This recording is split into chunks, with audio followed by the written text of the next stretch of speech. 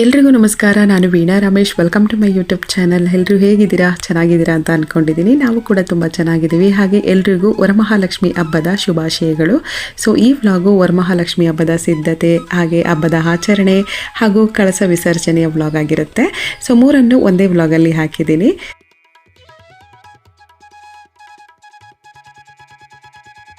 ಹಾಗೆ ನಾವು ಹೆಣ್ಮಕ್ಳೇ ಹಾಗೆ ಅನಿಸುತ್ತೆ. ವರಮಹಾಲಕ್ಷ್ಮಿ ಹಬ್ಬದಲ್ಲಿ ಎಷ್ಟೇ ಮನೆಯೆಲ್ಲ ಕ್ಲೀನ್ ಮಾಡಿಕೊಂಡು ನಾಳೆ ಹಬ್ಬ ಇದೆ ಅಂತ ಇವತ್ತೇ ಎಲ್ಲ ಪ್ರಿಪ್ರೇಷನ್ ಮಾಡಿಕೊಂಡು ನಿದ್ರೆಗೆಟ್ಟು ನಾವು ಲಕ್ಷ್ಮಿ ಕೂರಿಸಿ ಪೂಜೆ ಮಾಡಿದ್ರೂ ನಮಗೆ ಟಯರ್ಡ್ನೆಸ್ ಅಂತ ಅನಿಸೋದೇ ಇಲ್ಲ.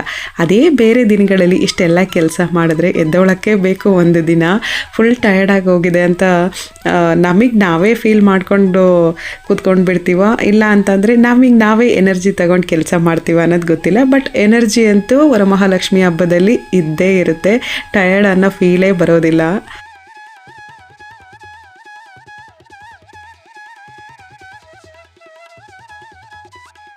ನಾಳೆ ಶುಕ್ರವಾರ ಹಬ್ಬ ಇದೆ ಅನ್ಬೇಕಾದ್ರೆ ಗುರುವಾರನೇ ನಾನು ಮನೆ ಮುಂಬಾಗಿಲು ಹಾಗೆ ತುಳಸಿ ಕಟ್ಟೆ ಎಲ್ಲನೂ ಒರೆಸಿಟ್ಕೊಂಡೆ. ಬೆಳಗ್ಗೆ ಬ್ರಾಹ್ಮಿ ಮುಹೂರ್ತದಲ್ಲಿ ಕಳಸ ಇಟ್ಟು ಪೂಜೆ ಮಾಡೋದ್ರಿಂದ ಇದನ್ನೆಲ್ಲ ಕ್ಲಿಯರಾಗಿ ಇವಾಗಲೇ ನಾವು ಸಿದ್ಧತೆ ಮಾಡ್ಕೊಂಡ್ವಿ ಅಂತ ಅಂದರೆ ಬೆಳಗ್ಗೆ ಬೇಗ ಪೂಜೆ ಮಾಡೋಕ್ಕೆ ನಮಗೆ ಆರಾಮ್ ಅಂತ ಅನಿಸುತ್ತೆ. ಇಲ್ಲಾಂದರೆ ಗಡಿ ಬಿಡಿಲಿ ಇನ್ನೂ ಅದು ಕ್ಲೀನ್ ಮಾಡಿಲ್ಲ, ಇನ್ನೂ ಆ ಕೆಲಸ ಬಾಕಿ ಇದೆ, ಈ ಕೆಲಸ ಬಾಕಿ ಇದೆ ಅಂತ ಫೀಲ್ ಮಾಡ್ಕೊಳ್ತಾನೆ ಇರ್ತೀವಿ. ಸೊ ಹಾಗಾಗಿ ನಾನು ನೈಟು ಎಷ್ಟು ಕೆಲಸಗಳನ್ನು ಮಾಡ್ಕೊಬಹುದು ಗುರುವಾರ ಅದನ್ನೆಲ್ಲ ಕಂಪ್ಲೀಟ್ ಮುಗಿಸ್ಕೊಳ್ತೀನಿ.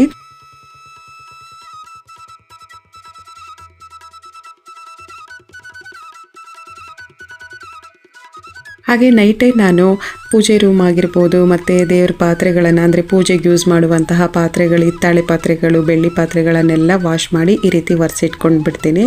ಸೊ ಹುಣಸೆಹಣ್ಣು ಮತ್ತು ಸಬೀನಾ ಪೌಡರ್ ಇದೆರಡನ್ನೇ ನಾನು ಯೂಸ್ ಮಾಡಿಕೊಂಡು ಪಾತ್ರೆಗಳನ್ನು ವಾಶ್ ಮಾಡ್ಕೊಳ್ಳೋದು. ತುಂಬ ಸಲ ನಾನು ವ್ಲಾಗಲ್ಲಿ ಅಪ್ಲೋಡ್ ಮಾಡಿದ್ದೀನಿ.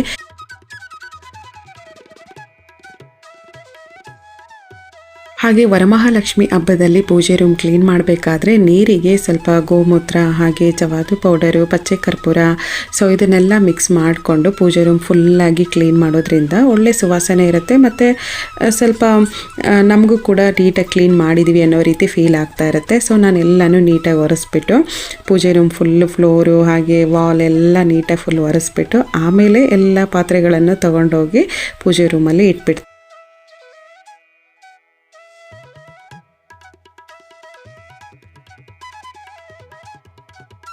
ಹಾಗೆ ಪೂಜೆ ರೂಮ್ ಎಲ್ಲ ಕ್ಲೀನ್ ಮಾಡಿಕೊಂಡು ಪೂಜೆ ಪಾತ್ರೆಗಳಿಗೆ ಅರಿಶಿನ ಕುಂಕುಮ ಎಲ್ಲ ಇವಾಗಲೇ ಇಟ್ಕೊಂಡು ಬಿಡೋಣ ಅಂತ ಹೇಳಿ ಎಲ್ಲನೂ ರೆಡಿ ಮಾಡಿ ಎತ್ತಿಡ್ತಾ ಇದ್ದೀನಿ. ಸೊ ಇವಾಗಲೇ ಎಲ್ಲನೂ ಪ್ರಿಪೇರ್ ಮಾಡಿ ಇಟ್ಕೊಂಡ್ರೆ ಬೇಗ ಪೂಜೆ ಮಾಡಬೇಕಾದ್ರೂ ಗಡಿಬಿಡಿ ಇಲ್ದಂಗೆ ಪೂಜೆ ಮಾಡ್ಕೊಬಹುದು. ಸೊ ಮಕ್ಕಳೆಲ್ಲ ಮಲಗಿಬಿಟ್ಟಿದ್ರು. ಇವಾಗ ಟೈಮು 1:45-2 ಗಂಟೆ ಆಗೋಗ್ಬಿಟ್ಟಿತ್ತು.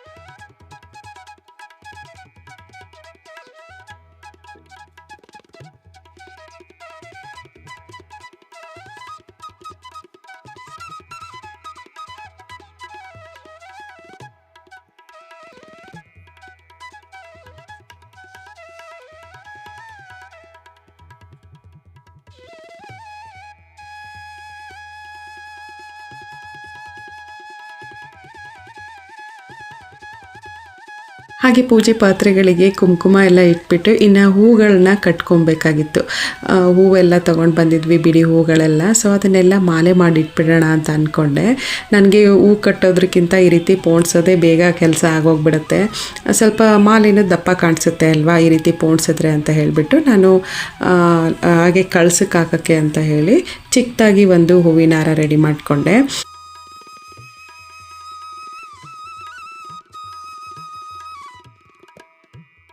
ಇವಾಗಂತೂ ಹಬ್ಬದ ಸೀಸನ್ನಲ್ಲಿ ಹೂಗಳಂತೂ ಎಷ್ಟು ರೇಟ್ ಆಗೋಗ್ಬಿಟ್ಟಿದೆ ಅಂದರೆ ತವರೆ ಹೂವಂತೂ ಮಾತಾಡ್ಸೋಂಗೆ ಇಲ್ಲ, ಅಷ್ಟು ರೇಟ್ ಆಗೋಗಿತ್ತು. ಸೊ ನಾನು ಹಾಗೆ ಇಲ್ಲೇ ಮಾವಿನ ಎಲೆ ಎಲ್ಲ ಕುಯ್ಕೊಂಡು ಬಂದಿದ್ದೆ. ನಮ್ಮ ಮನೇಲೆ ಮಾವಿನ ಗಿಡ ಇದೆ. ಸೊ ಅಲ್ಲೇ ಕುಯ್ಕೊಂಡು ಬಂದು ತೋರಣ ಎಲ್ಲ ಕಟ್ಬಿಟ್ಟು ಹೋಗಿ ಒಂದು 1/2 ಅವರ್ ರೆಸ್ಟ್ ಮಾಡಿದ್ದಷ್ಟೇ. ಅದಾದಮೇಲೆ ತಿರ್ಗಾ ಸ್ನಾನ ಎಲ್ಲ ಮುಗಿಸ್ಕೊಂಡು ಲಕ್ಷ್ಮಿ ಕೂರ್ಸೋಣ, ರೆಡಿ ಮಾಡೋಣ, ಸೀರೆ ಎಲ್ಲ ಉಡಿಸಿ ಅಂತ ಹೇಳಿ ಇವಾಗ ಸೀರೆನ ನೆರಿಗೆ ಮಾಡ್ಕೊಳ್ತಾ ಇದ್ದೀನಿ.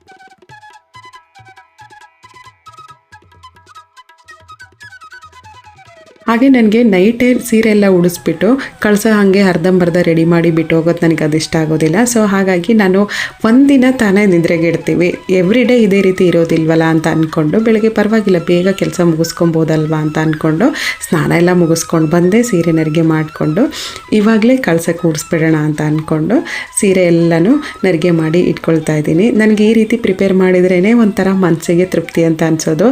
ಸೊ ಫಸ್ಟೇ ಸೀರೆ ಎಲ್ಲ ಉಡಿಸ್ಬಿಟ್ಟು ಅರ್ಧಂಬರ್ಧ ಕಳಸ ರೆಡಿ ಮಾಡಿ ಆಮೇಲೆ ಕಳಸಕ್ಕೆ ಅಲಂಕಾರ ಎಲ್ಲ ಮಾಡೋದು ನನಗದೇನೋ ಒಂಥರ ಮನಸ್ಸು ಒಪ್ಪೋದೇ ಇಲ್ಲ.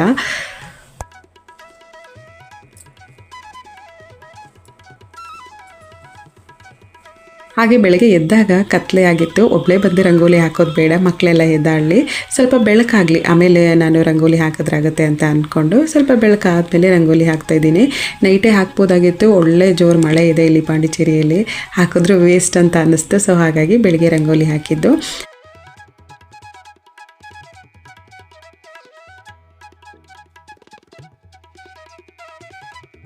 ಹಾಗೆ ಸೀರೆ ಎಲ್ಲ ನೆರಿಗೆ ಮಾಡಿ ಇಟ್ಬಿಟ್ಟು ಕಳಸ ಎಲ್ಲ ಪ್ರಿಪೇರ್ ಮಾಡಿ ಕಳಸ ತಂದು ಕಳಸಕ್ಕೆ ಏನೇನೆಲ್ಲ ಹಾಕಬೇಕು ಸೊ ಅದನ್ನೆಲ್ಲ ಹಾಕಿ ನಾನು ಕಳಸ ಇಟ್ಟು ಆದಮೇಲೆ ಲಕ್ಷ್ಮೀ ಮುಖವಾಡನ ಇವಾಗ ಅಲಂಕಾರ ಮಾಡ್ತಾ ಇದ್ದೀನಿ.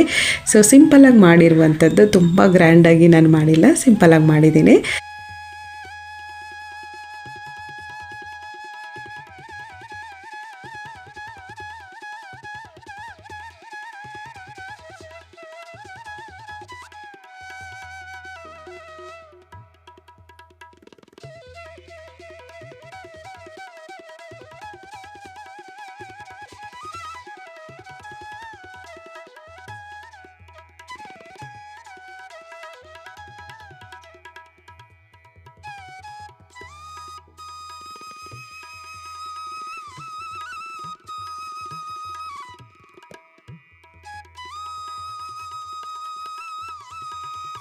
ಸೊ ಫೈನಲ್ಲಾಗಿ ಲಕ್ಷ್ಮೀ ಮುಖವಾಡಕ್ಕೆ ಈ ರೀತಿ ಅಲಂಕಾರ ಕಂಪ್ಲೀಟಾಗಿ ಮಾಡಿದ್ದೀನಿ. ಸೊ ಇವಾಗ ಇದನ್ನು ನೀಟಾಗಿ ಕಳಸಕ್ಕೆ ಟ್ಯಾಗ್ ಮಾಡಬೇಕು. ಸೊ ಫುಲ್ ಅಮ್ಮನವರ ಅಲಂಕಾರ ಎಲ್ಲ ಕಂಪ್ಲೀಟಾಗಿ ಮುಗೀತು. ಲಾಸ್ಟಲ್ಲಿ ತವರೆ ಹೂವು ಒಂದನ್ನು ಇಡೋದನ್ನು ಬಾಕಿ ಇತ್ತು, ಅದನ್ನೊಂದನ್ನು ಇಟ್ಬಿಟ್ಟು ಹಾಗೆ ದೀಪದ ಕಂಬಕ್ಕೆ ಎಲ್ಲ ಫುಲ್ಲು ಹೂವೆಲ್ಲ ಮಾಡಿಸಿ ರೆಡಿ ಮಾಡಿಕೊಂಡು ಇನ್ನು ಪೂಜೆ ಸ್ಟಾರ್ಟ್ ಮಾಡ್ಕೊಳ್ಳೋದಷ್ಟೇ. ಸೊ ನಾನು ಯಾವುದನ್ನು ಪ್ರಾಪರಾಗಿ ಕಳಸದೊಳಗಡೆ ಏನೇನೆಲ್ಲ ಹಾಕ್ತೀನಿ ಅದನ್ನೇನು ವೀಡಿಯೋ ಶೂಟ್ ಮಾಡ್ಕೊಳ್ಳಿಲ್ಲ, ಯಾಕಂದರೆ ಆಲ್ರೆಡಿ ಒಂದು ಸಲ ತೋರಿಸಿದ್ದೀನಿ ಕಳಸದೊಳಗಡೆ ಎಲ್ಲ ಏನೆಲ್ಲ ವಸ್ತುಗಳನ್ನು ನಾವು ಹಾಕಿ ವರಮಹಾಲಕ್ಷ್ಮಿ ಹಬ್ಬದಲ್ಲಿ ಕಳಸನ ಕೂರಿಸ್ಬೋದು ಅಂತ ಹೇಳಿ.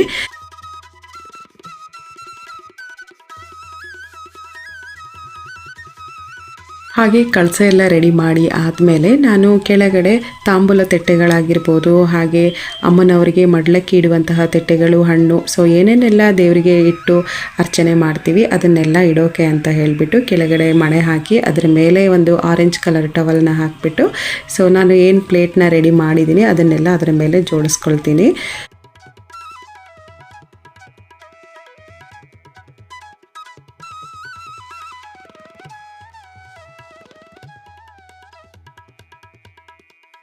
ಹಾಗೆ ವರಮಹಾಲಕ್ಷ್ಮಿ ಹಬ್ಬದಲ್ಲಿ ನಾನು ಎಣ್ಣೆ ತಿಂಡಿಗಳನ್ನು ಮಾಡೋದಿಲ್ಲ. ಸೊ ಅಮ್ಮನವ್ರಿಗೆ ಇಷ್ಟವಾಗಿರುವಂತಹ ಡ್ರೈ ಫ್ರೂಟ್ಸ್ಗಳನ್ನ ಇಡ್ತೀನಿ, ಹಾಗೆ ಅದ್ರ ಜೊತೆಗೆ ಪಂಚಾಮೃತ ರೆಡಿ ಮಾಡ್ಕೊಳ್ತೀನಿ. ಇನ್ನು ಸ್ವೀಟ್ ಪೊಂಗಲ್ಲು ಮತ್ತು ಕಡಲೆಕಾಳು ಉಸ್ಲಿ ಹಾಗೆ ಪುಳಿಯೋಗರೆ ಇಷ್ಟನ್ನು ಮಾಡಿ ನೈವೇದ್ಯಕ್ಕೆ ಇಡ್ತೀನಿ ನಾನು. ಸೊ ಎಣ್ಣೆ ತಿಂಡಿಗಳು ಮಾಡೋದಿಲ್ಲ, ಯಾವಾಗಲೂ ನಾನು ಮಾಡಿ ರೂಢಿ ಮಾಡ್ಕೊಂಡಿಲ್ಲ, ಹಾಗಾಗಿ ನಾನು ಇಷ್ಟನ್ನೇ ಮಾಡುವಂಥದ್ದು.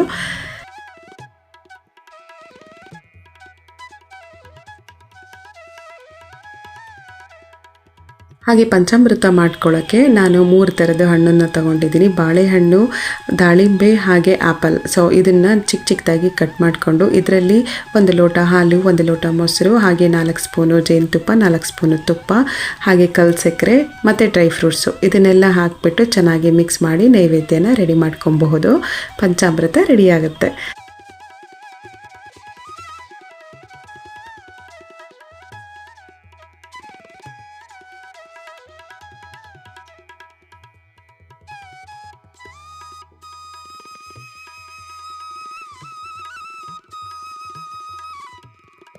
ಹಾಗೆ ಪೂಜೆ ರೂಮಲ್ಲಿ ಪೂಜೆಗೆಲ್ಲ ಏನು ತಯಾರಿ ಮಾಡ್ಕೊಬೇಕು ಅದನ್ನೆಲ್ಲ ರೆಡಿ ಮಾಡ್ಕೊಂಡಾದಮೇಲೆ ಹೊಸ್ತಿಲ್ ಪೂಜೆ ಮಾಡ್ಕೊಳ್ಳೋಣ ಅಂತ ಹೇಳಿ ಇವಾಗ ರಂಗೋಲಿ ಎಲ್ಲ ಹಾಕ್ತಾ ಇದ್ದೀನಿ.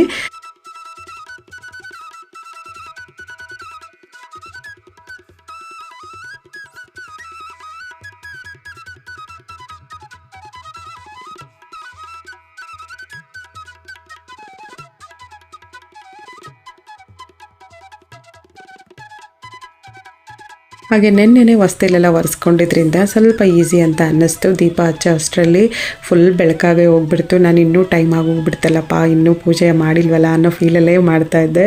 ಬಟ್ ಆದ್ರೂ ಎಲ್ಲನೇ ರೆಡಿ ಮಾಡಿಕೊಂಡು ಒಬ್ಬರ ಕೈಲೇ ಇಷ್ಟೊಂದೆಲ್ಲ ಕೆಲಸ ಮಾಡೋದು ಅಂತಂದರೆ ಸ್ವಲ್ಪ ಸಮಯ ಹಿಂದೆ ಮುಂದೆ ಆಗುತ್ತೆ, ಏನು ಮಾಡೋಕ್ಕಾಗೋದಿಲ್ಲ. 6 ಗಂಟೆ ಹಾಗೆ ಹೋಗ್ಬಿಡ್ತು ದೀಪ ಹಚ್ಚೋ ಅಷ್ಟರಲ್ಲಿ.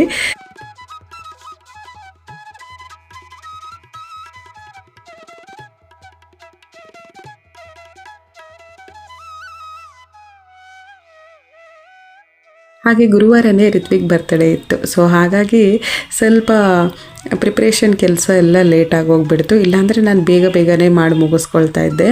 ಅವ್ನ ಬರ್ತ್ಡೇ ಇದ್ದಿದ್ದರಿಂದ ಅಮ್ಮ ನೀವು ನನಗೆ ಟೈಮೇ ಕೊಡ್ತಾ ಇಲ್ಲ, ನೀವು ಕೆಲಸದ ಕಡೆಗೆ ಗಮನ ಜಾಸ್ತಿ ಕೊಡ್ತಾ ಇದ್ದೀರಾ, ನಾಳೆ ಹಬ್ಬ ಅಂತ ಅಂದ್ಕೊಂಡು ನನ್ನ ಬರ್ತ್ಡೇ ಕಡೆಗೆ ಗಮನನೇ ಕೊಡ್ತಾ ಇಲ್ಲ ನೀವು ಅಂತ ಹೇಳ್ತಾ ಇದ್ದ. ಅವನ್ನ ದೇವಸ್ಥಾನಕ್ಕೆ ಕರ್ಕೊಂಡೋಗಿ ಕೇಕ್ ಕಟ್ ಮಾಡಿಸೋವರೆಗೂ ಸ್ವಲ್ಪ ಬ್ಯುಸಿಯಾಗೇ ಇದ್ದೆ. ಆಮೇಲೆ ಸ್ವಲ್ಪ ನಾನು ಪ್ರಿಪ್ರೇಷನ್ ಕೆಲಸ ಎಲ್ಲ ಮಾಡ್ಕೊಂಡಿದ್ದಂಥದ್ದು.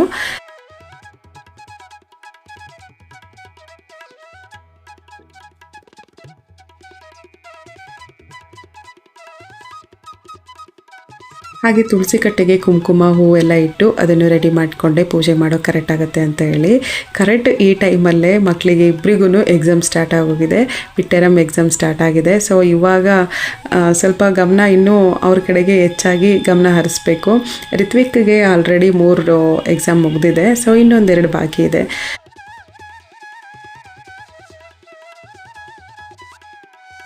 ನೈಟೇ ಮಾವಿನ ತೋರಣ ಎಲ್ಲ ರೆಡಿ ಮಾಡಿ ಬಾಗಿಲಿಗೆ ಕಟ್ಕೊಟ್ರು ರಮೇಶ್ ಅವರು. ಇಲ್ಲಾಂದರೆ ನನಗಿನ್ನೂ ಕೆಲಸ ಜಾಸ್ತಿ ಆಗ್ತಾಯಿತ್ತು. ತೋರಣದೆಲ್ಲ ಪ್ರಿಪ್ರೇಷನ್ ಅವರೇ ರೆಡಿ ಮಾಡಿಕೊಟ್ರು, ಸ್ವಲ್ಪ ಹೆಲ್ಪ್ ಮಾಡಿಕೊಟ್ರು ಪೂಜೆ ಟೈಮಲ್ಲಿ. ಹಾಗಾಗಿ ಸ್ವಲ್ಪ ಇನ್ನೂ ಬೇಗನೆ ಮುಗೀತು ಅಂತ ಹೇಳ್ಬೋದು.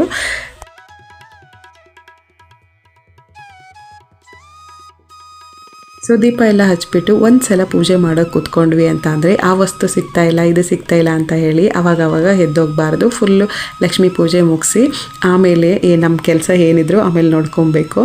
ಸೊ ನಾನು ಹಾಗೆ ಪೂಜೆ ಮಾಡುವಂಥದ್ದು.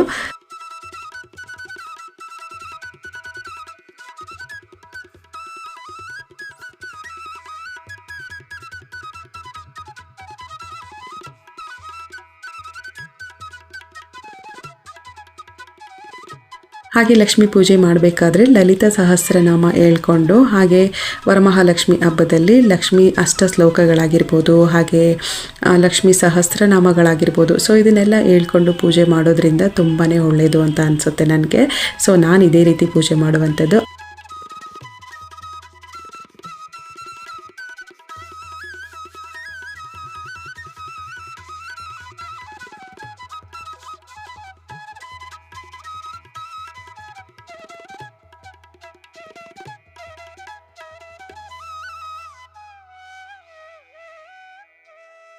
ಹಾಗೆ ಲಕ್ಷ್ಮೀ ಸಹಸ್ರನಾಮಗಳನ್ನು ಹೇಳ್ಬೇಕಾದ್ರೆ ಕೆಲವೊಂದು ಹೆಸರುಗಳು ನೆನಪಿರುತ್ತೆ, ಕೆಲವೊಂದು ಹೆಸರುಗಳನ್ನು ಮರೆತು ಬಿಡ್ತೀವಿ.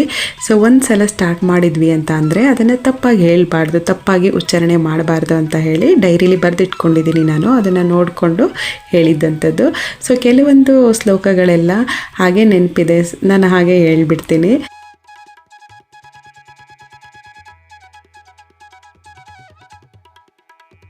ಹಾಗೆ ನಮ್ಮನೆ ವರಮಹಾಲಕ್ಷ್ಮಿ ಅಲಂಕಾರ ಈ ರೀತಿ ಇತ್ತು. ಸೊ ಪ್ರತಿ ವರ್ಷ ನಾನು 2 ಕಳಸನ ಇಟ್ಬಿಟ್ಟು ಪೂಜೆ ಮಾಡುವಂಥದ್ದು.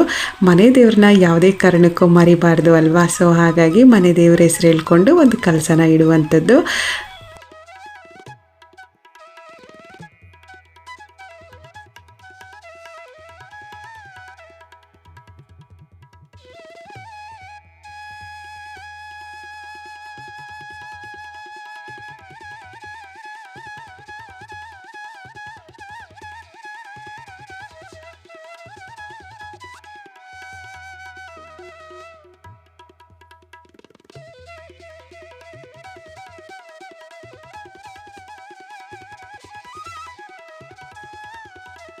ಹಾಗೆ ಪೂಜೆ ಎಲ್ಲ ಮುಗಿದ ಮೇಲೆ ಉರುಳಿ ಒಳಗಡೆ ಹೂಗಳನ್ನೆಲ್ಲ ಹಾಕಿಬಿಟ್ಟು ಮನೆ ಮುಂಬಾಗ್ಲ ಹತ್ರ ನಾನು ಸೈಡ್ ಟೇಬಲ್ ಮೇಲೆ ತಗೊಂಡೋಗಿ ಇಡ್ತೀನಿ. ಇದು ಪ್ರತಿ ಸಲ ನಾನು ಮಾಡುವಂತಹ ಕೆಲಸ.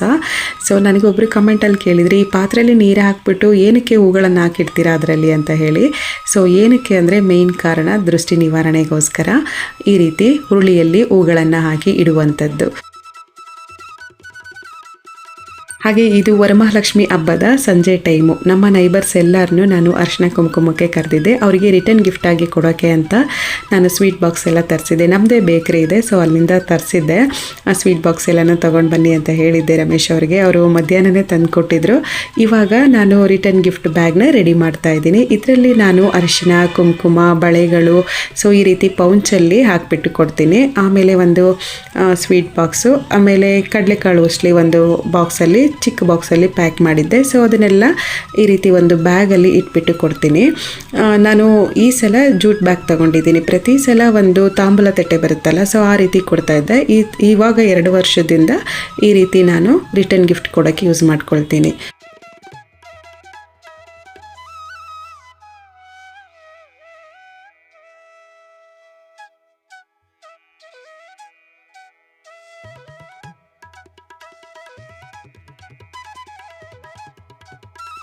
ಅರಿಶಿನ ಕುಂಕುಮಕ್ಕೆ ರಿಟರ್ನ್ ಗಿಫ್ಟ್ ಕೊಡಬೇಕಾದ್ರೆ ಕೊಟ್ಟಿರುವಂತಹ ಗಿಫ್ಟ್ ಅವ್ರಿಗೂ ಯೂಸ್ ಆಗಬೇಕು, ನಮಗೂ ಕೂಡ ತೃಪ್ತಿ ಇರಬೇಕು. ಸೊ ಹಾಗಾಗಿ ನಾನು ಈ ಜೂಟ್ ಬ್ಯಾಗ್ನ ಚೂಸ್ ಮಾಡ್ಕೊಂಡಿದ್ದಂಥದ್ದು.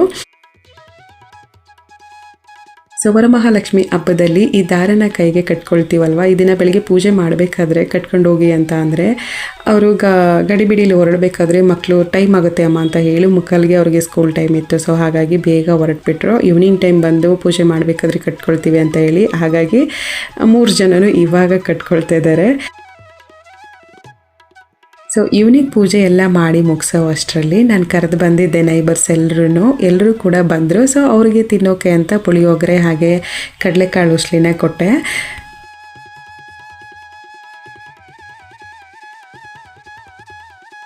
ಎಲ್ಲರ ಜೊತೆನೂ ಕೂತ್ಕೊಂಡು ಸ್ವಲ್ಪ ಹೊತ್ತು ಮಾತಾಡಿ ಅರಿಶಿನ ಕುಂಕುಮ ಕೊಟ್ಟು ರಿಟರ್ನ್ ಗಿಫ್ಟ್ ಏನು ರೆಡಿ ಮಾಡಿದ್ದೆ ಅದನ್ನು ಎಲ್ಲರಿಗೂ ಕೊಟ್ಬಿಟ್ಟು ಸ್ವಲ್ಪ ಹೊತ್ತು ಆರಾಮಾಗಿ ಕೂತ್ಕೊಂಡು ಮಾತಾಡ್ತಾ ಇದ್ವಿ.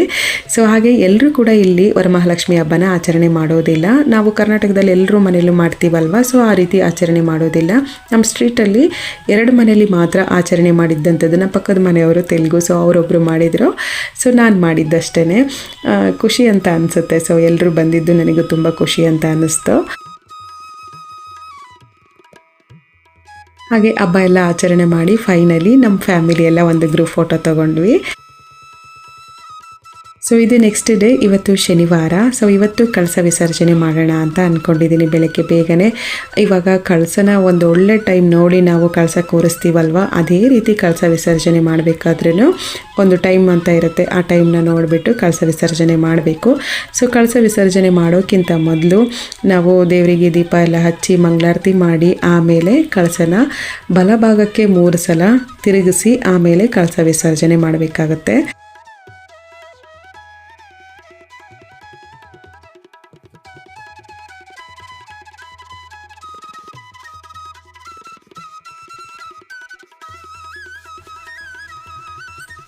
ಹಾಗೆ ನಾನು ಪೂಜೆ ಎಲ್ಲ ಮುಗಿಸ್ಬಿಟ್ಟು ನೆನ್ನೆ ಏನೆಲ್ಲ ರೆಡಿ ಮಾಡಿದ್ದೆ ಅದನ್ನೆಲ್ಲ ತೆಗಿತಾ ಇದ್ದೀನಿ. ಒಂಥರ ಫೀಲು.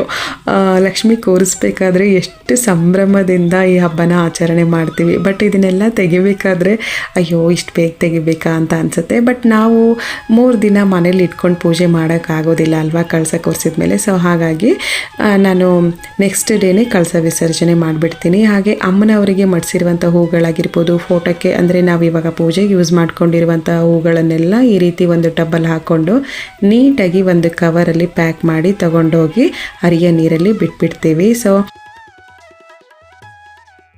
ಹಾಗೆ ಕಳಸ ಕೂರಿಸ್ಬೇಕಾದ್ರೆ ಏನೆಲ್ಲ ಒಡವೆಗಳು ಹಾಕಿರ್ತೀವಿ ಅದನ್ನೆಲ್ಲ ತಗೊಂಡೋಗಿ ಕಬೋರ್ಡಲ್ಲಿ ತೆಗೆದ ತಕ್ಷಣ ತಗೊಂಡೋಗಿ ಇಡಬಾರ್ದು. ಅದನ್ನು ನಾವು ಒಂದು ಸ್ವಲ್ಪ ಹೊತ್ತು ಹಾಕ್ಕೊಂಡು ಆಮೇಲೆ ತಗೊಂಡೋಗಿ ಇಡಬಹುದು. ಬಟ್ ಕಳಸದಲ್ಲಿ ಏನೆಲ್ಲ ವಸ್ತುಗಳನ್ನು ಇಟ್ಟಿರ್ತೀವಿ, ಸೀರೆನೂ ಅಷ್ಟೇ. ಇವಾಗ ಸೀರೆ ಉಡ್ಸಿದ್ದೀವಲ್ವ, ಅದನ್ನು ಸ್ವಲ್ಪ ಹೊತ್ತು ಮನೇಲಿ ಪುಟ್ಟು ಮಕ್ಕಳಿದ್ದಾರೆ ಹೆಣ್ಮಕ್ಳು ಅಂದರೆ ಅವ್ರಿಗೆ ಉಡ್ಕೊಳ್ಳೋಕ್ಕೆ ಕೊಡ್ಬೋದು. ಇಲ್ಲ ಅಂತ ಅಂದರೆ ನಾವೇ ಉಡ್ಕೊಬೋದು. ಅನ್ಸಿಕಂಗೆ ಹೇಳ್ದೆ ನೀನು ಉಡ್ಕೊ ಅಂತ ಹೇಳಿ. ಅವಳು ಸ್ಕೂಲ್ಗೆ ಹೋಗಿದ್ಲು. ಸೊ ಹಾಗಾಗಿ ಅಮ್ಮ ನೀವೇ ಉಡ್ಕೊಂಬಿಡಿ ಅಂತ ಹೇಳ್ಬಿಟ್ಟು.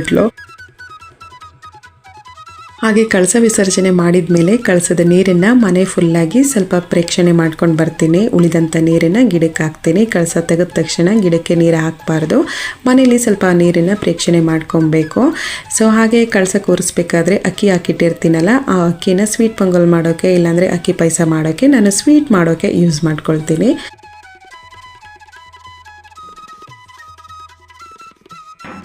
ಸೊ ಆಫ್ಟರ್ ಫೆಸ್ಟಿವಲ್ ಪೂಜಾ ರೂಮ್ ಕ್ಲೀನಿಂಗ್ ಕಂಪ್ಲೀಟ್ ಆಯಿತು. ಸೊ ನಾನು ಈ ರೀತಿ ಹಬ್ಬ ಆಚರಣೆ ಮಾಡಿದ್ದು, ಹಾಗೆ ಕಳಸ ವಿಸರ್ಜನೆ ಮಾಡಿದ್ದು, ಹಾಗೆ ಈ ವ್ಲಾಗ್ನ ಎಂಡ್ ಮಾಡ್ತಾ ಇದ್ದೀನಿ. ನಿಮಗೆ ಈ ವ್ಲಾಗ್ ನೋಡಿ ಏನು ಅನ್ನಿಸ್ತು ಕಮೆಂಟಲ್ಲಿ ತಿಳಿಸಿ. ಸಿಗೋಣ ಮುಂದಿನ ವ್ಲಾಗಲ್ಲಿ. Thank you for watching and subscribe my channel.